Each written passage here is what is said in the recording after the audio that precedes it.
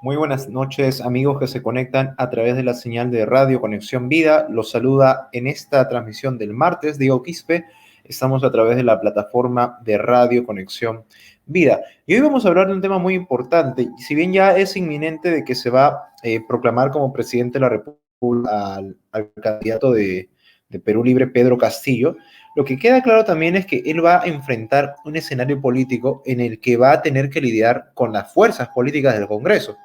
Y especialmente también esto puede terminar, como pasó en ese quinquenio, en demandas ante el Tribunal Constitucional por diversos motivos. Recordemos, por ejemplo, de que cuando Vizcarra disolvió el Congreso, terminó este caso en una demanda competencial ante el Congreso de la República. Y además, lo que pasó más adelante fue que, por ejemplo, por la vacancia, también hubo una demanda competencial del Ejecutivo. Y en este periodo de pandemias, donde el Congreso aprobó constitucionales. Muchas de esas normas que no fueron promulgadas por el Ejecutivo terminaron siendo parte de una demanda de inconstitucionalidad ante el Tribunal Constitucional, valga la redundancia. Entonces, lo que es dejar en claro aquí, el Tribunal Constitucional va a tener un rol importantísimo, lo que va a la convivencia de poderes del Estado en un nuevo gobierno. Entonces, ¿por qué menciono ese tema del Tribunal Constitucional? Porque mañana miércoles, el va a votar la elección de los magistrados del tribunal. Entonces, la elección de los nuevos magistrados del Tribunal Constitucional va a ser crucial para la convivencia de los poderes del Estado en el próximo gobierno, que es evidentemente va a ser el gobierno de Pedro Castillo. Son 15 candidatos, la mayoría con cuestionamientos por vinculaciones a partidos políticos, con vinculaciones a inclusive a los cuellos blancos del puerto, y cada uno de ellos necesita 80 votos si quiere ser para llegar a ser. ¿Por qué están votando la elección de los magistrados? Porque desde hace 2 años hay 6 magistrados, Eloy Espinosa, Eloy Espinosa, por ejemplo, y otros magistrados más, de los que han vencido su mandato. Entonces, lo que pasa es que el Congreso tiene que elegir a los reemplazos de estos 6 magistrados. ¿Y para qué? Para que pueda haber una nueva conformación del Tribunal Constitucional. El problema es el siguiente. A ver, hay un concurso público y este concurso público, lo que pasa aquí es que, como bien dice la palabra concurso público, todo debe ser público. El concurso público está a cargo de una comisión especial del Congreso, que está integrada, valga la redundancia, por representantes de las bancadas, que en este caso son también parlamentarios. Y son parlamentarios de los partidos Podemos Perú, de UPP, de Somos Perú, de Fuerza Popular, de Acción Popular. Es más, la comisión especial es presidida por Acción Popular.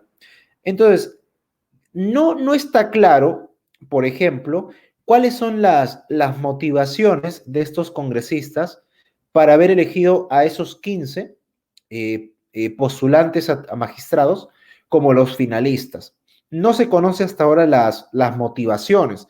Y eso es importante, porque en el concurso público de este proceso de elección de magistrados, los congresistas deberían publicar en el portal del Congreso de la República las motivaciones de su decisión. Es decir, las motivaciones de su decisión significan las razones por las cuales ellos otorgaron un determinado puntaje a tal candidato en la etapa de entrevista, otro determinado puntaje en la etapa de conocimiento, otro determinado puntaje en la evaluación curricular. Hasta ese momento, no se conocen esos detalles. Se conoce el puntaje, pero no se conoce por qué estos congresistas les han dado ese puntaje. Es cierto que las audiencias han sido totalmente públicas, pero el problema va más allá. El problema va en el sentido de que si no se conocen las motivaciones, no se sabe a ciencia cierta si se descarta o no algún interés bajo la mesa. Pongo un ejemplo que a mí me parece interesante. Por ejemplo, entre uno de los postulantes está, a ver, está el señor Aarón Ollarse Yusel. Aarón Ollarse Yusel. Este señor, Aarón Ollarse Yusel, fue vicerrector de la Universidad Peruana de las Américas. La Universidad Peruana de las Américas no recibió licenciatura de la SUNEDU, ¿ok? El rector de la Universidad de las Américas, es decir, el superior de Ollarse, fue candidato al Congreso con el partido Podemos Perú. Podemos Perú es el partido de José Luna, y José Luna es el fundador de la Universidad Telesub, también una universidad con la licencia denegada. Entonces, al punto que voy es que nada nos garantiza de que con ese tipo de personajes, por ejemplo, se intente devolver la licenciatura a universidades a las que la SUNEDO se las denegó y para que puedan seguir en funcionamiento. Y con eso correría en peligro la calidad de la educación universitaria. Otro punto importante, por ejemplo, es el hecho de personas que tienen vínculos con el APRA o con el caso Inostroza, ¿no? Que despierta suspicacias sobre cómo se va a manejar el nuevo Tribunal Constitucional. Y ahora, ¿por qué va a ser importantísimo? Porque el Pedro Castillo, el virtual presidente de la República, él en estos días se ha ratificado en su propuesta de la Asamblea Nacional Constituyente. Él quiere cambiar la constitución.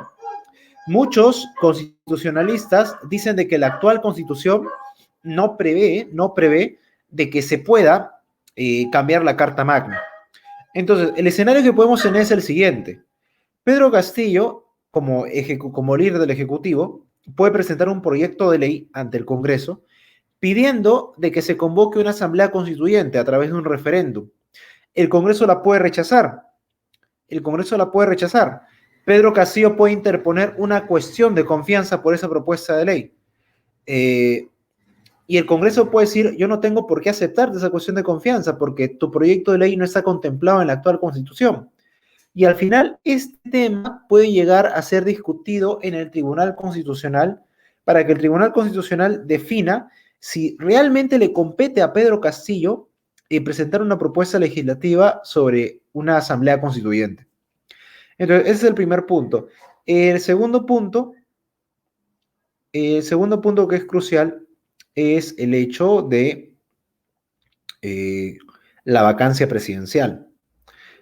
La figura de la incapacidad moral permanente no ha quedado totalmente clara en este periodo, luego de la vacancia de Vizcarra.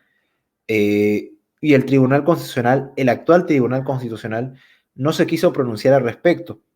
Entonces, aún no se sabe a ciencia cierta qué abarca este término de la incapacidad moral permanente como causal de vacancia.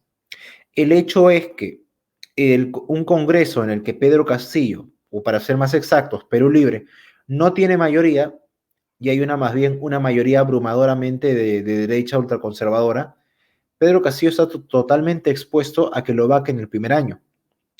Entonces, si la figura de la incapacidad moral permanente no está definida, el Congreso va a poder vacarlo cuando se le plazca a Pedro Castillo. Entonces, el problema también parte de que el nuevo Tribunal Constitucional que va a elegir ese Congreso va a definir o no la figura de la incapacidad moral. Puede no definirla y dejar la puerta abierta para complacer a los congresistas y para que los congresistas puedan seguir vacando a quien se les plazca a través de la fuerza de los votos.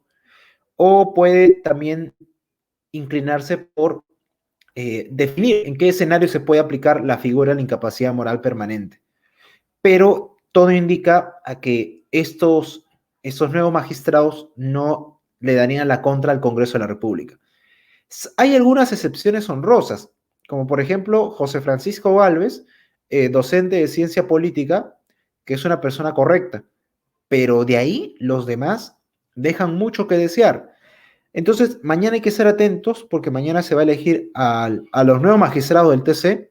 Cada postulante como mínimo necesita 87 votos. De esos 15, en el mejor de los escenarios, solamente 6 van a conseguir 87 votos.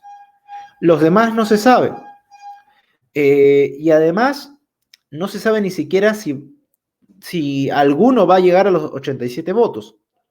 Si de los 15 solamente uno, por ejemplo, llega a 87 votos, el Congreso va a tener que convocar a un nuevo concurso público para elegir a los magistrados que faltan, ¿no? Y eso es lo que está pasando y por eso es importante el TC para la gobernabilidad en el próximo gobierno eh, y que va a ser inminente de Pedro Castillo.